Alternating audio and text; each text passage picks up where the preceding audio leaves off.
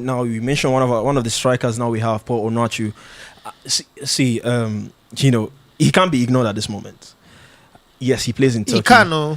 He plays in Turkey. 11 goals in 14 league games. Scored a brace this past weekend. Is he needed for the AFCON? Because we've tried a lot of strikers. We've listed them up to 10, 11, 12 and all that. But doesn't he bring something special, something different to the set of strikers, the set of centre forward? Yes, we know he's been there with the national team. He fluffed it, didn't grab the chance with both hands. But with the way he's going right now, I don't think he's a player we can ignore for the AFCON in Morocco. The problem. The first question I ask you with this your question is attack the problem of the Super Eagles. Yeah, maybe but we saw what happened when Osimhen was injured. The attack couldn't deliver. So maybe this is the time Onuachu has. If Onuachu comes in, who will feed him? That's why we need to play more crosses, because the thing he feeds on those area balls and all our white players, do they cross the ball properly? Lookman will stay on the ball 10 times longer. See, the things that Lookman do here with the Super Eagles of Nigeria, if he do it with this club, they go punch him, they go break his nose with punch. That's just the truth. Small substitution, they change him, they don't sack coach. If he try him for a club, the things you see. Say, let me explain one thing in football for you, and I don't want to rub his name in the mud, but he's the only person that comes to mind. When Okocha played for Nigeria, a lot of people watch Okocha from the year 2000 to 2006 when he retired. I watched him from his debut. And I was in football at the time, like youth football, then club football. And that's how I watch Okocha. So, and I was married to Super Eagles. Now, Super Eagles is just... I can afford to not watch 10 Super Eagles games.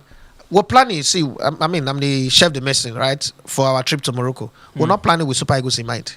We will go to the camp of Super Eagles, we'll do our interview. But I'm looking, it's just hurting me that we're going to spend close to 80 million naira for a trip, and there are only 2 clear-cut English-speaking countries. I'd rather base myself in South Africa's camp. If they like, let them get knocked out in the group stage. But I will feel satisfied that it's my money. Thank God I'm not borrowing money from anybody. It's my money. So the world not going, right? But when you look at the Super Eagles, you ask yourself, where's the supply coming? So let's go back to that coach thing that I wanted to bring in. There were times in the Super Eagles where, and this is not somebody telling me. Thank God for Ulises' podcast. They didn't mention something, but you could tell once you watch that podcast, you know this guy talking about coach. Where Yakubu said that thing. Players will make a run. This is how footballers play. 1, 2, 3. I run, you cut me off. Next time, as we're countering, I'm not running. Because I know the ball is not going to come. We saw it last season and the season before with Martinelli. He knows, even if he runs, Odegaard will delay the ball. He will not get it. So he get loose balls. But look at the goal he scored against Bayern. People are talking about the weight and quality of Eze's pass. There was a bit of luck there.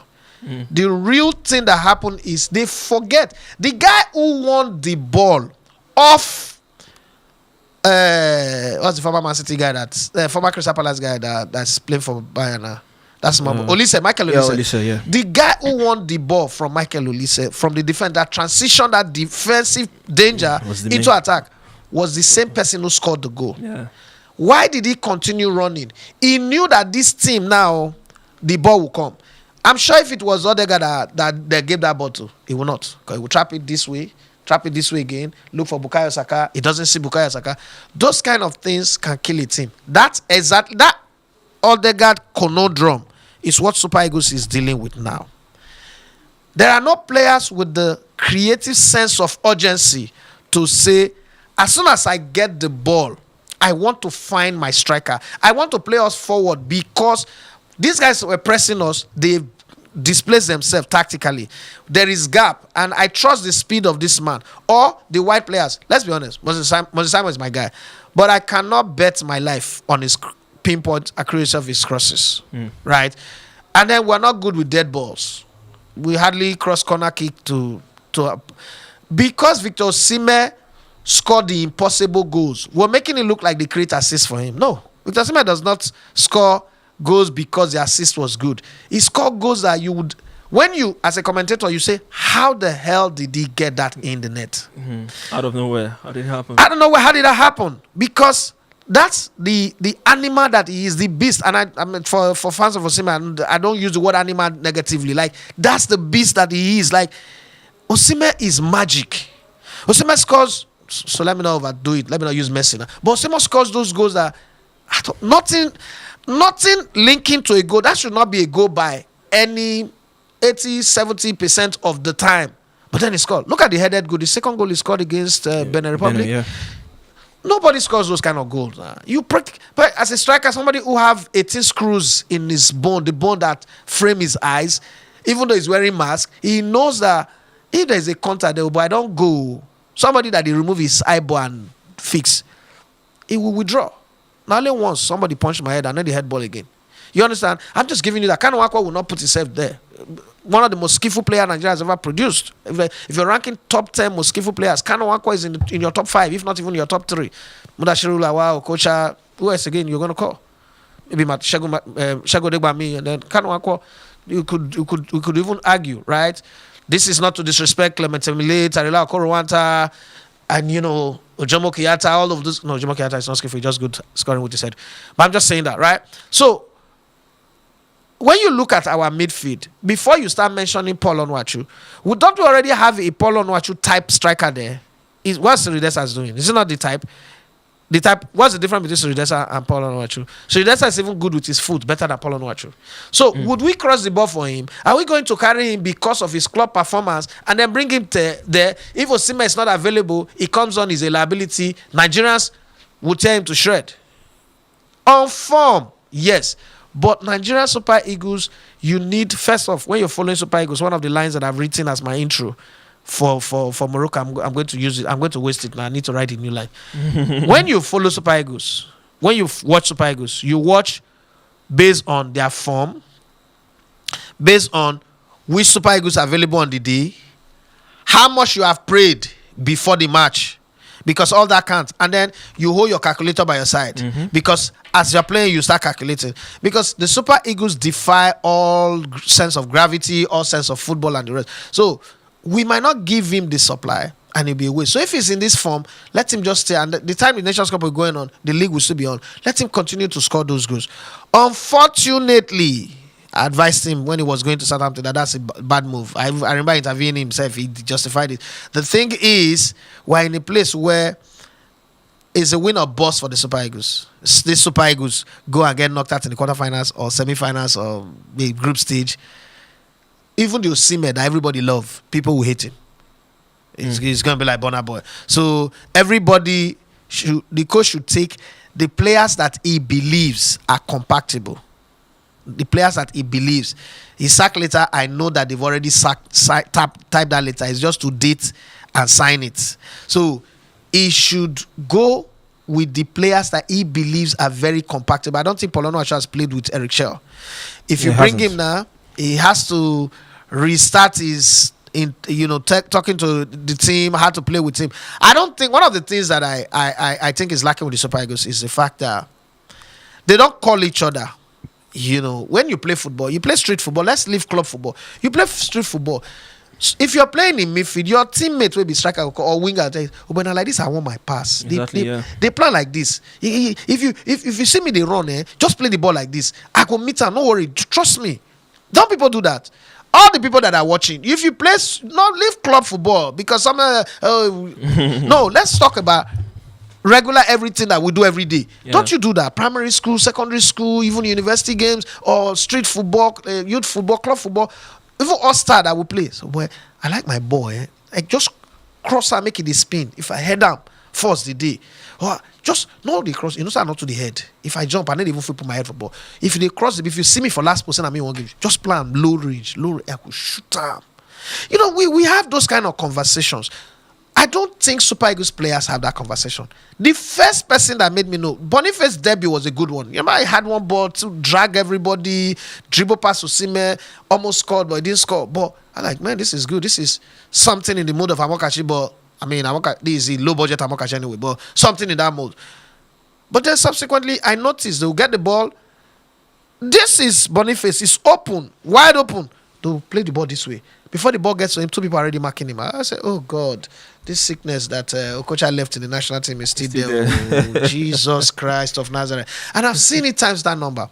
Sometimes I see people pass to Osimhen because you don't want his wrath. His wrath would be worse. So just give him the ball. And you want to win anyway. You want to win, so you give him the ball. But people like Lookman is like, go day on. That connection is not there. If you look, this Yekini that we all call the all-time greatest striker of the national team started playing in the national team, I think, 82 or 84. If it is 84, when we got to the finals of the the Nations Cup in Cote d'Ivoire, we lost to Cameroon. That's why I don't like to call Onigbede the worst coach ever, because he won us a silver. Now, so you disagree with Olise in that? I disagree. No, I disagree with Olise and Yakubu on that one. I called him. I told him. I disagree with you on that one. Yeah, I know what he did in your time was bad, but I'm a student of football history. I followed the game beyond that era. That man took ragtag team, and then again, even in that 2002, to be very honest, some of the players he brought in became some of the best players. Yobo, that was called Baby, one of the best defenders in our national team history. Vincent Nyama, one of the best goalkeepers. In short, our all-time best goalkeeper. People can disagree, can mention Rufai, but for me, Vincent Nyama is the all-time best goalkeeper from Nigeria. And then some other players like that. So I'm not really going to sit here and blame him, because the situation that we created before he came in would have been bad. Why they hated him was maybe because he was a yes man, and probably he didn't train with modern technology, like, you know, Kenneth Omira was telling us. How do you train under a coach after coming from Europe with all these things? That's the adjustment that we need to make, but that's not what we're talking about. I'm just looking at this coach being able to convince these players that, look, we need this thing, especially now that you didn't qualify for the World Cup. It will change everything if you win this Nations Cup. I don't think Nigeria is going to win the Nations Cup, but I'm just saying, if they win it, like if the coach can psych them and say, look, it will change everything if you win it. Because 6 months from now, the World Cup will be going on, and you guys will be at home. Yeah. You'll be on break. You'll be watching it. You should be watching it knowing that you have your AFCON medal in your neck. And as a country, Nigeria as a country, look at Egypt, 7 AFCON. You guys have 3. You've played the most finals than any other country. Like, you guys don't really matter. It will take some new kids on the block to just win 1-2. And then they're on your neck. Before you know, they overtake you again. So those kind of psyching. When I talk to Brandy Day will tell you that the greatest tactics of Stephen Keshi was how he talked to the players, how he talked to them, the one-on-one section when he calls them into his room or to talk to them, and then the way he talked to them collectively, plus the role that people like them Silvano Sopala played, it will work very well. I just hope that they have that thing. Now, I'm not even asking for luck, because luck again is also something that plays a role. You know, have you played some matches where you had like 10 chances and they're all hitting the woodwork? That day the goalkeeper decide to be the goalkeeper from hell. He's making saves like, Jesus, is this the normal goalkeeper that becomes 36? You start wondering, like the Sunderland game. Arsenal have no business losing it, but everything, the goalkeeper of Sunderland that day first was from another world. After the match now, he's considering goals like goals are going to have. This is not the guy that almost killed us that day. And those young boys that were running us ragged. Those kind of things happen. You don't want to fall into that. You want to get the luck of the draw. The group we're in, Tunisia, Nigeria, fine, but to bring Paul Onuachu, I won't lie to you. I don't hate him. For people go and say he doesn't like Paul Onuachu. I was one of those who campaigned for him. I was one of those who said he should be invited when he was scoring goals like goals were going out of fashion. I was like, this guy should come in. He's our new Victor Gali. We don't have that kind of player that scores area ball like that, apart from Osimhen. Let's give him a chance. As a matter of fact, he looked at one time like he was going to be ahead of Osimhen. But then, he did take his chances. Yeah. With national team, bros, take your chances. That's national team football. You don't have time to. You require games upon games. It's like when you go on trial, they tell you have 3 weeks trials. You say you try acclimatize with the weather, bros. You're not gonna sign contract. You go back to Nigeria. You have to, from day one, forget the weather. Cook. You go trials now. They give you 3 weeks trials. You reach there, you get fever. Well, let's. I mean, because that's how you get rewarded. It's your club form that gives you a national team call up. So, because for those who have not played for the national team before, if you end up not calling Paul Onuachu at this point with the way he's firing goals up, we can only talk, but they will still not invite him. You know why I'm saying that? With Nigeria, historically, there's history to back my position. Players have played for Nigeria without even being in a club. We won the Nations Cup with a player that is clubless. Sunday Umba is his name. Austin Eguavoen went to Nations Cup and World Cup, play well without being a club. First month of the season, August, he was banned. He was given a 1-year ban for holding a referee by the neck, right? And he was banned. Not only banned, he came back from Europe to be training at the National Stadium. But he went he played all our qualifiers. He was available for every game, and he did well. Unuka Agbade was clubless for as long as I can remember. But he was playing for the national team. There are players like that who are motivated enough. Some people will watch this and say, is that a good thing? Is that not corruption? No, it's not corruption. If the coach believes that you're good enough, you have something to add, and you keep coming in and you're doing well, it's fine. But I don't know.